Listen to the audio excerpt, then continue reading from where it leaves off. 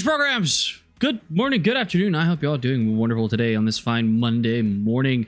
Coldfire Ezek, welcome in. I hope you're doing wonderful.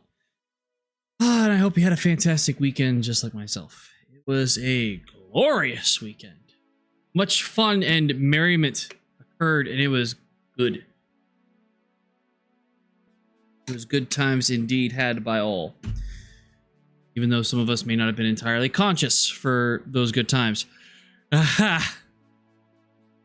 Coldfire, you were there in spirit as always. We know this, and it is okay. Much sleep, much wow. Yes, indeed. That was the mood. That was indeed the mood. So I don't have a lot of updates for you guys. I did get Donkey Kong Bonanza Friday, but because of the weekend, I hadn't had a chance to play it yet. I haven't had a chance to play it yet. That might be another game that I play for myself, because I don't have a lot of those games anymore. That I just like. Mario Kart World was a game I played for myself, and honestly, I'm kind of glad I did that because I wouldn't want the things I feel for that game now to be rubbed off on you. So Donkey Kong is going to be something I play on myself. And I will, of course, review it for you guys. I'll let you know what I think of it once I've finally played enough of it. Though, from what I hear, it is apparently very good. Very, very good. So I'm looking forward to it. I should also note that I did end up getting RoboCop Rogue City Unfinished Business. I think it's the template for a Judge Dredd game, so... Oh, Coldfire, you're playing it. Awesome, cool. But yes, the Unfinished Business story DLC for RoboCop. I have that. That's probably something we will stream later, just because that was a really good game and you guys enjoyed it. And over this weekend, I was essentially, I wouldn't say bribed. Bribed is a poor word to use. Incentivized? That doesn't sound any better, but... First layer world, nice. I was told about this game that would probably be very fun for you to watch me play. It's called Sharks and Minnows. We know how I deal with water and horror games. Well, this is apparently what this is. You have to do 10 laps in a pool, in a pool, and apparently changes each lap.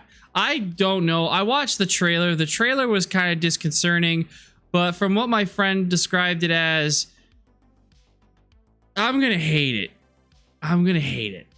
But you're gonna love it. So we're gonna hold. He said I could probably do it in one stream. So Alan Wake will be on hold, and we're gonna play Sharks and Minnows tomorrow. So that's what's going to happen. And then Wednesday, will you love to hate it? Probably not. I'll probably just hate it. And then tomorrow I'm continuing my James Bond playthrough with another GoldenEye game. Perhaps one you may not have played or heard of. So I'm looking forward to that. We're done with the one I was playing earlier. We're moving on from that because we don't need to go about that. But yes, no, Coldfire, Ezek purchased Alan Wake for me. Apparently it was on sale, so he got me the first Alan Wake game. So yes, we will be playing through that. That should be fun. Big shout out to Ezek there. Again for that. But yeah, other than that, I think that's brought us up to speed on where we're at.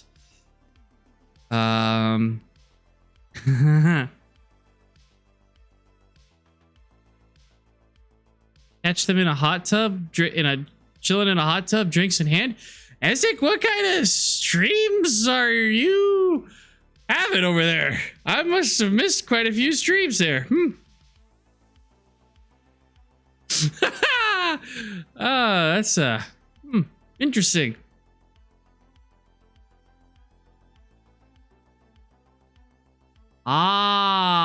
Gotcha. Okay. No, that's fair. That's fair.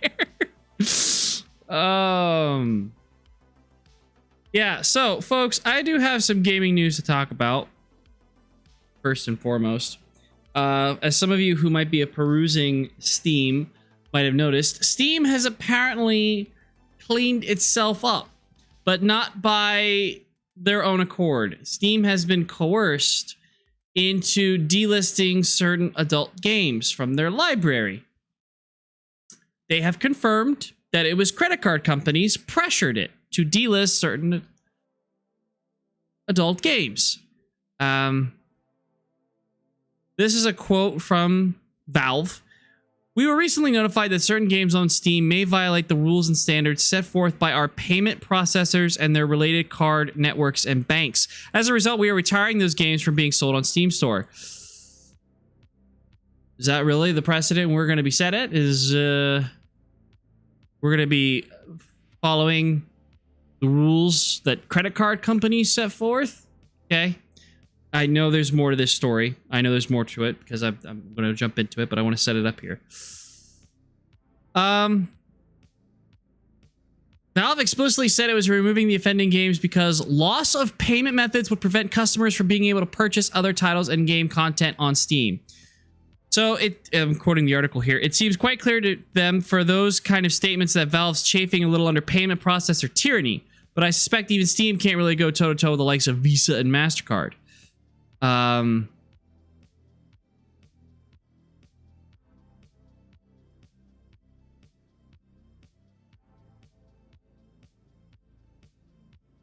Credit card processors are incredibly touchy about adult content online. Not only is it a magnet for scams and chargebacks, but they're still reeling from a time a few years ago when popular adult site Pornhub was found to be that was bad. That was bad. We don't need to talk about that. Of course, Steam doesn't allow explicit content featuring real people on its service. All adult content on its platform is animation in one form or another. And yet apparently payment processors are jittery about even that. So that was as of 3 days ago. And now we're coming forward 12 hours later. Australian anti-porn group claims responsibility for Steam's new censorship rules in, quote, victory against the porn-sick, brain-rotted pedo gamer fetishists. And things only get weirder from there. That's the name of the article. Yeah. So, like I said, I was setting you up here for this. Well, here we are. Collective Shout, an Australian anti-pornography group, has claimed credit for Steam's recent removal of a large number of sexually explicit games and new, stricter moderation guidelines regarding such material. I also need to point out that I knew a little bit going into this story. Apparently, they also tag team with American evangelicals for this because nothing says a giant hypocrite than an American evangelical. But hey, here you go. So let's give a little background about these people. Collective Shop began in 2009, co-founded by a self-described pro-life feminist. I won't name them. Collective Shout described itself as a grassroots campaigning movement against the objectification of women and sexualization of girls in media, advertising, and popular culture. To date, it has been involved in unsuccessful efforts to ban Snoop Dogg and Eminem for Australia, a successful 2015 campaign to prevent Tyler, the Creator, from touring in Australia, a successful campaign to pressure Target and Kmart to stop selling Grand Theft Auto 5 in Australia, a petition to ban the game No Mercy from sale, which ultimately led to developers pulling it from Steam, and an unsuccessful petition to ban Detroit Become Human from sale in Australia. Not exactly sure why that game would be on their radar, but hey. So, sounds like these people are clutching, or the kind of people that clutch their pearls a little too tight. But yeah, this is the group that is claiming victory. It's just the group wrote on Twitter, quote, since we launched our campaign calling on payment processors to stop facilitating payments for quite a few words I'm not comfortable saying. Themed games on Steam, they've added a new rule to their policies, plus removed hundreds of these games. Follow-up tweets, Collective Shout wrote that it was experiencing harassment from misogynistic gamers over the campaign, and that they remain 82 games tagged with, okay, that the group will continue campaigning to have taken down.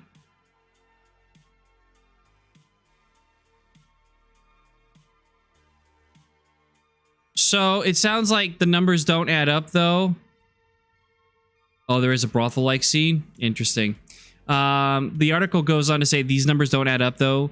Counting up all removed and retired games on Steam database since the 15th, they got 456 hits, which include a lot of the most offending games and demos, and a number of unrelated games that were taken off Steam during this time. So it sounds like this group's kind of overblowing themselves, shocking as that may be.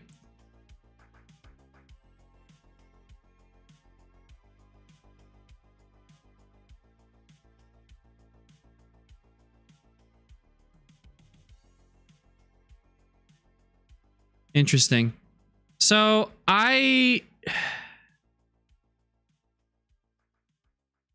yeah, it just sounds like, so yeah, this group is claiming victory, and it seems like they're one of these groups that we've got all of these games that are being taken down. It's like, no, a lot of these games weren't issues, but okay, sure. So yeah, go figure. We have to blame the extremist groups that are clutching their pearls and whatnot. Look, I'm not saying I play these games, and some of these games probably rightfully do need to be taken down because, like I said, the R word is used, the I word is used. I'm not going to say these names because they're going to harm my algorithm, probably. But I'm sure you can get, when it comes to explicit games, what those words mean. So, yeah, not my cup of tea. And would not even remotely, like I said, some of the adult games on Steam, when you look them up, definitely are, again, I don't tend to kink shame, but at the same time, get some help. Get some help. Because clearly I think some people are disturbed. You know. Like it's just, I don't need to talk about it. It's just, like I said, a group of evangelicals definitely going pearl clutching and being like, oh! Like, calm down. Don't ruin it for the rest of us. Because, yeah, I may not play these games, but there's no need for this.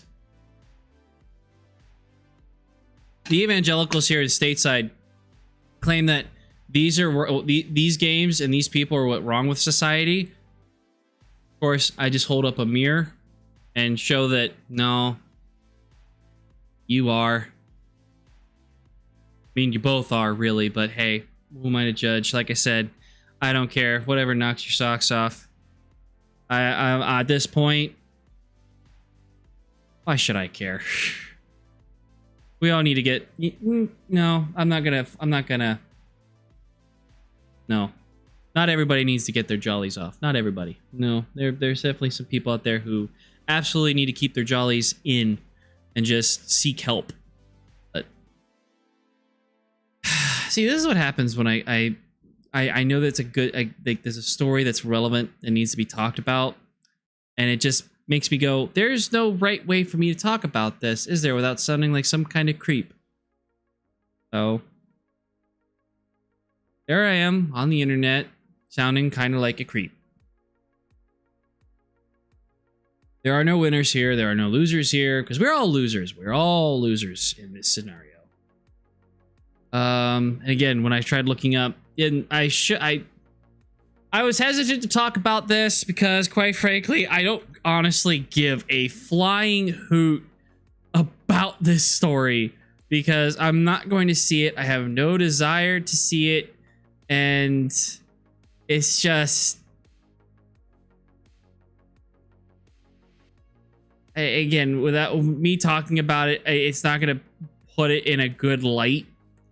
But we do have our Link and Zelda for the live-action Legend of Zelda movie. Let me go ahead. I'm going to get the names here for you guys.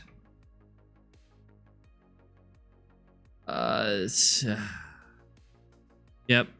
So here we go. Bo Bragason and Benjamin Evan Ainsworth are Zelda and Link. I don't know who either of these people are. I haven't looked them up because, again, I am honest to God just trying my best to not engage with this movie because I am so on edge about this film.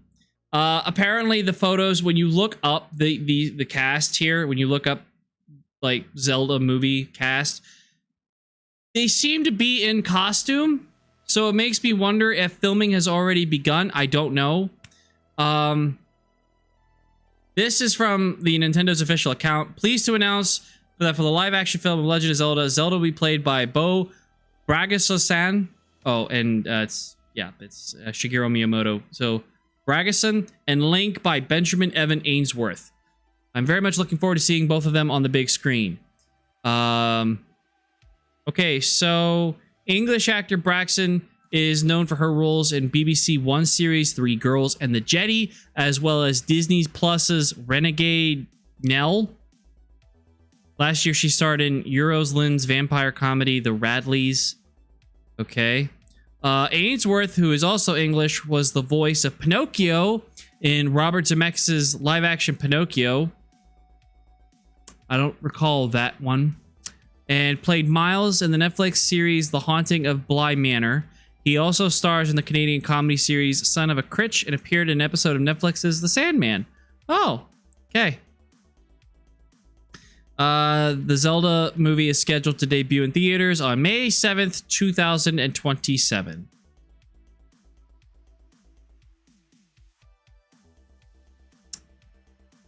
See, here's my thing here. So this movie is being developed by Nintendo and Sony. It is being directed by Wes Ball, who you may remember as the director of such hits as The Maze Runner and Kingdom of the Planet of the Apes. And I believe he also directed Morbius. Don't hold me to that last one, I'm not sure, but those were the two listed here. So, Miyamoto and Avi Arad are producing. Look, first off, I don't know why this movie isn't being animated. I don't know why. A Legend of Zelda animated film probably would be spectacular. Should be. For some reason we're going live action. So here's my thing. Here, I got questions. First off, is this an original story? Is this an original Zelda story? Which could be good. That has no ties to any games. It's just, oh, here's Link. Here's Zelda adventure. That could work. A completely entirely original Legend of Zelda story solely for the movie. Cool. That could work. Because if they take a story based on the game, any of the games, and botch it, no harbor. No harbor would be safe. It would not be good. It was not Morbius? Okay. For some reason, though, I don't know why Morbius came to mind. Welcome in, Miss Jones. Welcome in. Hope you're having a wonderful day. I don't know why Morbius was somehow tied to it. I don't know why. Might have been the producer. Can't say. But yeah. So, like I said, I can't get excited about this movie. I just can't. Because, man, it just... Ugh. We'll see. I guess we shall see. Anyway, let's get digital, shall we?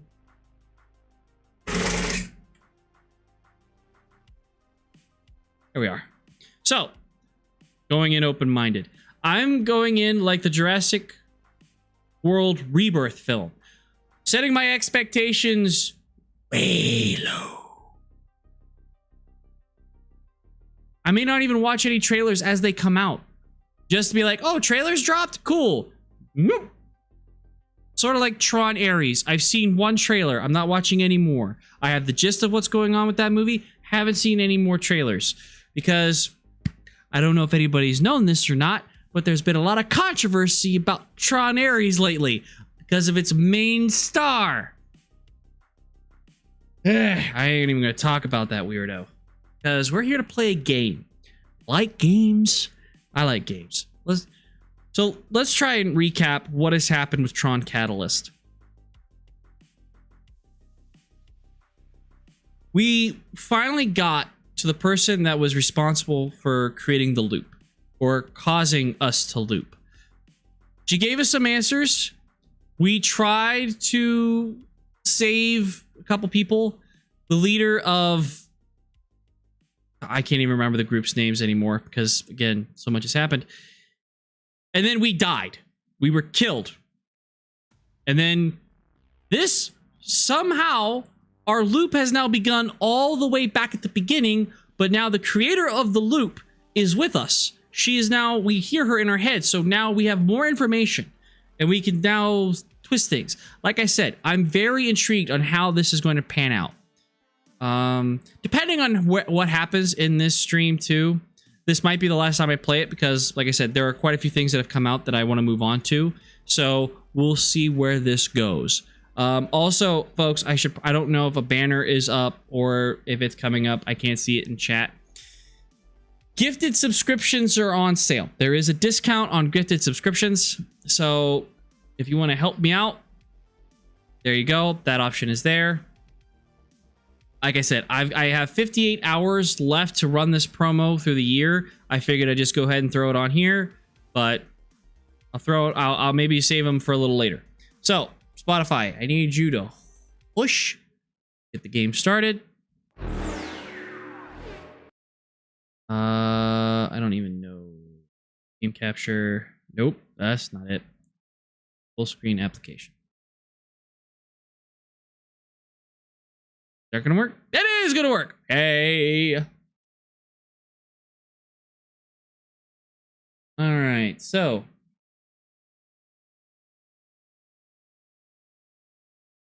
we are set. Let's go.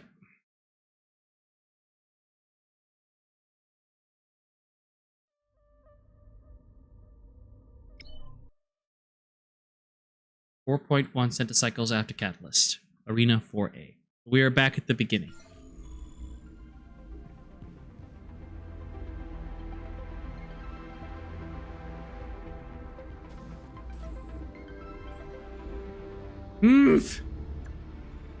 Huh.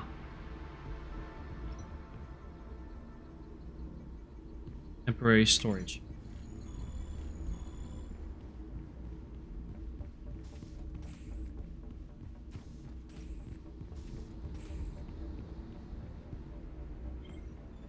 Ori. Do we know each other? Not yet. I'm up next, friend. I have to fight. Shall we talk after? You're in danger. Oh, frag. No, I mean, you're in danger from Core. They're going to do terrible things to you. I think they've done their worst to me already. Don't count on it. If I could prove it to you that even worse was coming, would you help me save you? Sure, I'd be a fool not to listen. Then I'll meet you back here when I have it. I'm not going anywhere, not until they give me my freedom. Entanglers. Oracle's entanglers can now be used to jump between locations. Interact with them to open a map screen and head where you need to build your team of allies.